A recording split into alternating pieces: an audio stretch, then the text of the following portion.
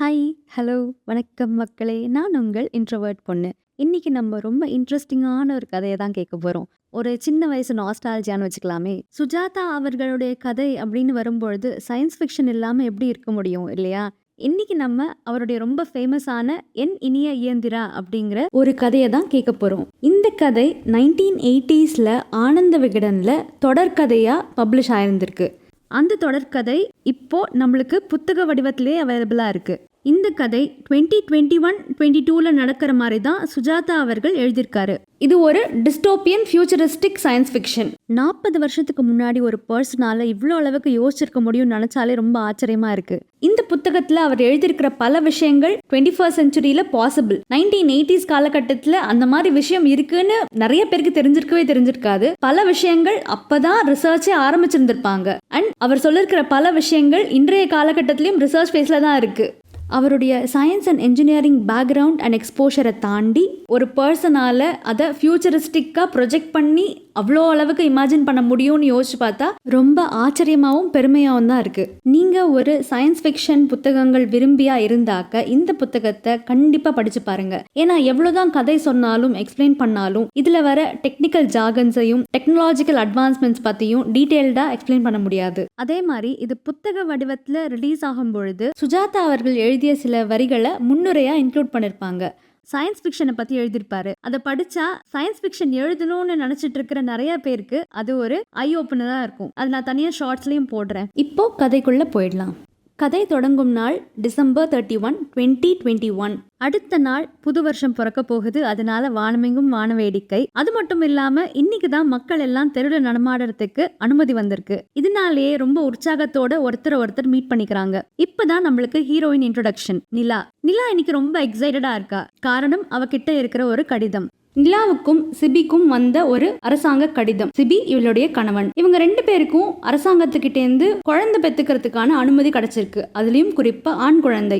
அவங்களே இந்த குழந்தைக்கான பேரையும் மென்ஷன் பண்ணிருக்காங்க. மணி அப்படிங்கிற பேர் தான் இருக்கணுமா. அதுலயும் இந்த அரசாங்க கடிதம், இந்த அனுமதி பத்திரம் வந்து June 25th, 2022 வரைக்கும் தான் செல்லுமா. வேணும்னா ஒரே ஒரு தடவை எக்ஸ்டெண்ட் பண்ணிக்கலாம் அப்படின்னு மென்ஷன் பண்ணிருக்காங்க. அதுலயும் இன்னொரு ஹைலைட் என்னன்னா, பெண் குழந்தை அப்படிங்கிறது எப்பயானு தெரிய வந்ததுன்னு சொன்னாக்க உடனே இன்ஃபார்ம் பண்ணிடணுமா கவர்மெண்ட் கிட்ட. நிலாக்கு இந்த அனுமதி கிடைச்சதை நினைச்சு ரொம்ப சந்தோஷமா இருக்கு. உடனே சிபி கிட்ட ஷேர் பண்ணியே ஆகணும் இந்த விஷயத்த அப்படின்னு சொல்லிட்டு கால் பண்றதுக்காக போறா. இந்த காலகட்டத்துல அரசாங்கத்தின் உத்தரவுப்படி எல்லாருக்கும் ஒரே ஒரு குழந்தை தான் இருக்கணும் போல் இருக்கு. அதே மாதிரி வயசானவங்க முதியோர் இல்லம் மாதிரி பென்ஷன் ஹவுசஸ்ல இருக்காங்க. அண்ட் அரசாங்கமே பேர் வச்சிடும் சொன்னேன் இல்லையா, அவங்க 2 எழுத்து பேர்கள் தான் வைப்பாங்களாம். எல்லா மனிதர்களுக்குமே 2 எழுத்து பேர்கள் தான். ரவி, புவி, மதி, சுகி, இது மாதிரியான பேர்கள் தான் கொடுத்துருக்காங்க. நிலா நினைச்சுக்கிறா, நம்ம வீட்டுல பெரிய பேரா வச்சுக்கலாம், பெரிய பேர் வச்சு கூப்பிட்டுக்கலாம், வெளியில அரசாங்கத்துக்கு 2 எழுத்து பேரா மட்டும் இருக்கட்டும் அப்படின்லாம் கனவு காண்டுட்டு வரா. நிலா இப்ப இருக்கிற இடம் பழவந்தாங்கல். அங்கே ஒரு டெலிபோன் பூத்துக்கு போய் சிபிக்கு கால் பண்றா. கால் பண்ணும்பொழுது போனுக்கு மேல ஜீவாவுடைய புகைப்படம் ஒண்ணு இருக்கு. அதுக்கு கீழே கொல் அப்படிங்கிற வார்த்தை கிறுக்கலா எழுதியிருக்கு. நிலாக்கு ரொம்ப பயமா இருக்கு. ஜீவாவை கொல்றதா, யார் எழுதியிருப்பா அப்படின்லாம் யோசிக்கிறா. ஜீவா யாரு அப்படிங்கிற விஷயம் இன்னும் கொஞ்ச நேரத்துல நம்மளுக்கு தெரிய வரும். டெலிபோன்ல ஒரு குரல் ஒண்ணு கேக்குது. பேசுறவங்களை நீங்க பார்க்கணும் அப்படின்னா ₹1 அதிகமா போடணும் அப்படின்னு சொல்லிட்டு இன்ஸ்ட்ரக்ஷன் வருது. நிலாக்கு ரொம்ப குஷியா இருக்கு. சிபியோடைய ரியாக்ஷனை நம்ம நேர்ல பார்க்கணும் அப்படின்னுட்டு ஒரு ஆர்வம் அவளுக்கு. இதனாலேயே அந்த ஒரு எக்ஸ்ட்ரா ரூபாயை போடுறா. சிபியோட கால் கனெக்ட் ஆகுது.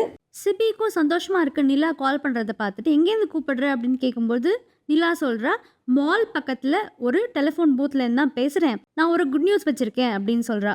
நிலா இந்த அரசாங்கத்துக்கிட்டேருந்து வந்த லெட்டரை பத்தி மென்ஷன் பண்றா. சிபிக்கும் ரொம்ப சந்தோஷம். அவனை திரையில பாக்குற நிலாக்கும் ரொம்ப சந்தோஷமா இருக்கு அவனோட ரியாக்ஷனை பார்த்துட்டு. நிலா கேட்கறா, நான் இந்த லெட்டரை உனக்கு வயர் பண்ணி விடவா அப்படின்னுட்டு. சிபி சொல்றான், எக்ஸ்ட்ரா செலவு அதெல்லாம் வேண்டான்னு சொல்றான். ஏற்கனவே இவ ₹1 எக்ஸ்ட்ரா போட்டு வீடியோ காலை மாத்தினதுக்கே இவன் ஆச்சரியப்பட்டு போயிருந்திருக்கான். சிபி கேட்குறான், நம்ம பெண் குழந்தைக்கு தானே அப்ளை பண்ணோம் அப்படின்னுட்டு. ஆனால் நம்மளுக்கு ஆண் குழந்தைக்கு தான் பர்மிஷன் கிடைச்சிருக்கு அப்படின்னு சொல்றான் நிலா. உடனே அவன் கேட்குறான், பொண்ணு பிறந்தா என்ன பண்ணுவாங்க அப்படின்னுட்டு. இந்த கேள்விக்கு 2 பேருக்குமே ஆன்சர் தெரியும். ஆனால் 2 பேருமே மௌனமா இருக்காங்க. என்னன்னா, இவங்களுக்கு அலோகேட் ஆகாத ஜெண்டர்ல குழந்தை உருவாகுதுன்னு சொன்னாக்க அதை கொண்டுடுவாங்களாம். மக்கள் தொகை கட்டுப்பாடு ரொம்ப இம்பார்ட்டன்ட்னு சொல்லி எவ்வளோ ஆண் எவ்வளோ பெண் குழந்தை பிறக்கணும்லாம் கணக்கெல்லாம் போட்டு வச்சிருக்காங்க.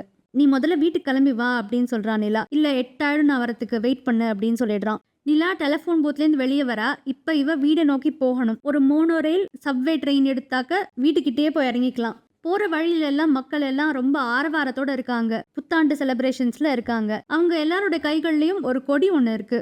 அந்த கொடி ஒரு சைடு ரெட் கலர்ல இருக்கு, இன்னொரு சைடு ஜீவாவுடைய புகைப்படத்தோட இருக்கு. போற வழியில அவளுடைய எண்ண ஓட்டங்கள்ல இருந்து நம்மளுக்கு நிறைய விஷயம் தெரிய வருது. என்னதான் நிலாக்கும் சிபிக்கும் குழந்தை பெத்துக்கிறதுக்கு பெர்மிஷன் கிடைச்சிட்டாலும் இதுக்கு அப்புறமா இவங்க 2 பேரும் நிறைய டெஸ்ட் எல்லாம் அண்டர்கோ பண்ணதுக்கு அப்புறம் தான் குழந்தை பெத்துக்கவே முடியும் போல இருக்கு. இது எல்லாத்துக்குமே காரணம் ஜீவா அப்படிங்கிற இந்த நாட்டுடைய தலைவர் தான். மக்கள் தொகை கட்டுப்பாட்டுல இருந்தாதான் உணவு பஞ்சம் வராம இருக்கும் அப்படிங்கிறதுக்கு தான் இந்த கான்செப்ட் எல்லாம். இது எல்லாத்தையுமே மக்கள் எல்லாருமே ஜீவாவுடைய சாதனையா தான் பாக்குறாங்க. நிலாவுக்குமே இப்ப இந்த கடிதம் வந்ததுல இருந்து இன்னும் ரொம்ப சந்தோஷமா இருக்கு. ஜீவா வாழ்க அப்படின்னு நினைச்சுக்கிறான் மனசுக்குள்ள. அதுக்கு ஏத்த மாதிரியே போற வழியில எல்லாமே பிரசிடென்ட் ஜீவாவுடைய முகம் தான் தெரியுது. எங்க பார்த்தாலும் எல்லா திரைகள்லயும் ஜீவாவை தான் காமிக்கிறாங்க. ஹாலோகிராஃபி மாதிரி எல்லாம் ரியலிஸ்டிக் இமேஜஸ் எல்லாம் வேற ஃப்ளோட் ஆயிட்டே இருக்கு. இதெல்லாம் வேடிக்கை பார்த்துட்டே நிலா அவ வீட்டுக்கு போறா. அவளோட வீடு கிண்டி தாண்டி எங்கேயோ இருக்கு. பழவந்தாங்கல்ல இருந்து கிண்டி தாண்டி எங்கேயோ போறா.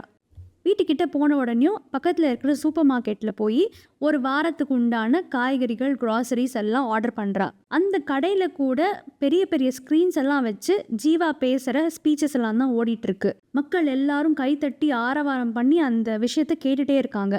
இந்த ஜீவா என்ன சொல்றாருன்னா, மக்களே புத்தாண்டு நல்வாழ்த்துக்கள், உங்களுக்கு ஒரு நல்ல செய்தி இருக்கு, இன்கம் டாக்ஸே இனிமே கிடையவே கிடையாது அப்படின்னு அனௌன்ஸ் பண்றாரு. எல்லாரும் கை தட்டுறாங்க. ஆனா நிலா பக்கத்துல ஒரே ஒரு வாய்ஸ் மட்டும் போய் அப்படின்னு கேக்குது.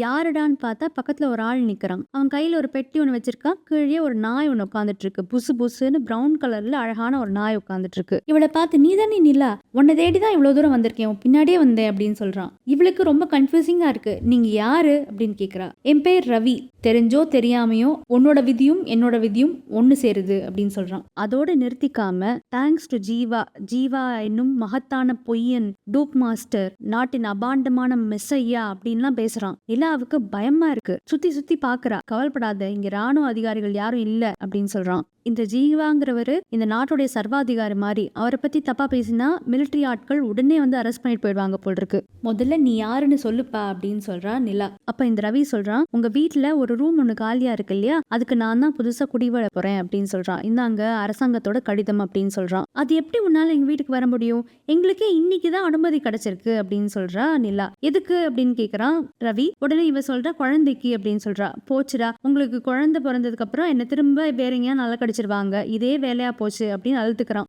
என்னவோ, ஆனா அது வரைக்கும் நீங்க என்னையும் என்னோட நாய் ஜீனோவையும் சகிச்சுக்கிட்டு தான் ஆகணும் அப்படின்னு சொல்றான் இந்த ரவி.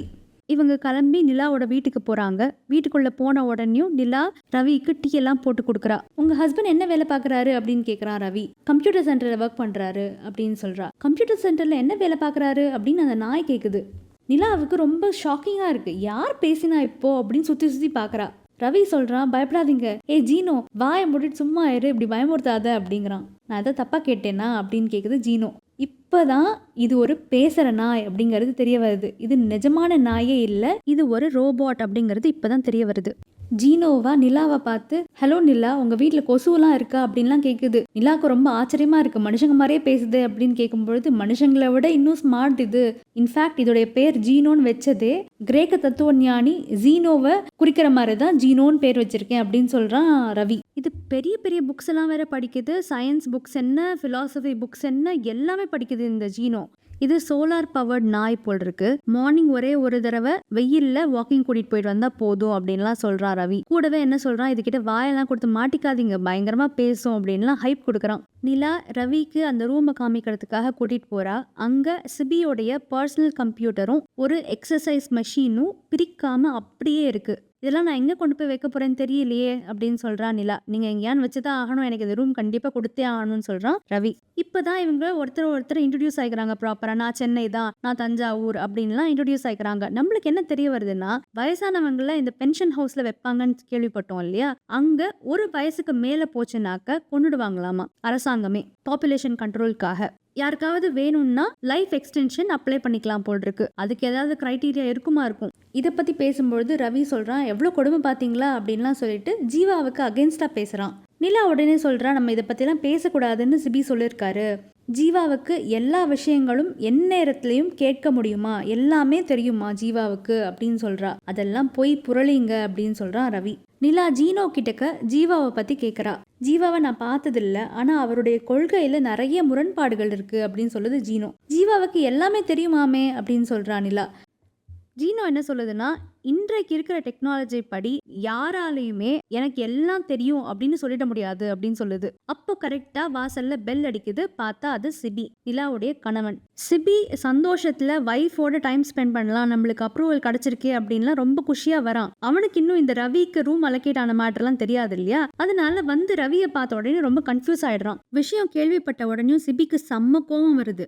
அது எப்படி இந்த மாதிரி அலோகேட் ஆக முடியும்? எங்களுக்கு குழந்தை பிறந்ததுன்னா இந்த வீடு ஃபுல்லா வேணுங்கிறது அவங்களுக்கு தெரியாதா? இதுல ஏதோ மிஸ்டேக் இருக்கு, கம்ப்யூட்டர் சென்டர்லயே ஏதோ மிஸ்டேக் இருக்கு அப்படின்னு சொல்றான். நான் இப்பவே ஆபீஸ்க்கு போய் என்னன்னு செக் பண்ணிட்டு வரேன் அப்படின்னு சொல்றான். ஜீனோ உடனே கேக்குது, அதுக்காக இந்த ராத்திரி இல்லையா? இப்பெல்லாம் கம்ப்யூட்டர் சென்டர் க்ளோஸ் ஆயிருக்காது அப்படின்னு கேக்குது. சிபிக்கு ரொம்ப ஆச்சரியமா இருக்கு, இந்த நாயா பேசுது அப்படின்னு சொன்ன உடனே திரும்ப எக்ஸ்பிளைன் பண்றான் ரவி, இது ஒரு ரோபோட் அப்படின்லாம் எக்ஸ்பிளைன் பண்றான். நிலாவும் சொல்றா, மார்னிங் போய் பாத்துக்கலாம், இப்ப என்ன அவசரம்னு கேக்குறா. ஆனா சிபி ஒத்த கால்ல நிக்கிறான். நான் இப்பவே போய் நான் செக் பண்ணியே ஆவேன் அப்படின்னு ஒத்த கால்ல நிக்கிறான். கிளம்பி போகவும் செஞ்சிடுறான். ராத்திரி 12 மணி ஆகுது, இன்னும் சிபி வீடு திரும்பல. நிலாக்கு ரொம்ப கவலையா இருக்கு, சிபி இன்னும் வீடு திரும்பல. இத பத்தி ஜீனோ கிட்ட ஷேர் பண்ணிக்கிறா. ஜீனோ என்ன சொல்லுதுன்னா, இப்ப நீ தூங்கு, நான் காவல் காக்குறேன். சிபி நாளைக்கு மார்னிங்குள்ள வீடு திரும்பலன்னா நம்ம கம்ப்யூட்டர் சென்டர்ல போய் பார்க்கலாம் அப்படின்னு சொல்லுது. அடுத்த நாள் மார்னிங்கே வந்துடுது. சிபி இன்னும் வீடு திரும்பிய பாடில்ல. என்ன ஆச்சு சிபிக்கு? யார் இந்த ரவி? ஜீனோ நிலாவுக்கு ஹெல்ப் பண்ணுமா பண்ணாதா? பார்க்கலாம் அடுத்த எபிசோட்ல. இந்த கதை உங்களுக்கு பிடிச்சிருந்ததுன்னா லைக் பண்ணுங்க, கமெண்ட் பண்ணுங்க, சேனலுக்கு சப்ஸ்கிரைப் பண்ணுங்க. அடுத்த எபிசோட்ல சந்திக்கலாம். நன்றி, வணக்கம்.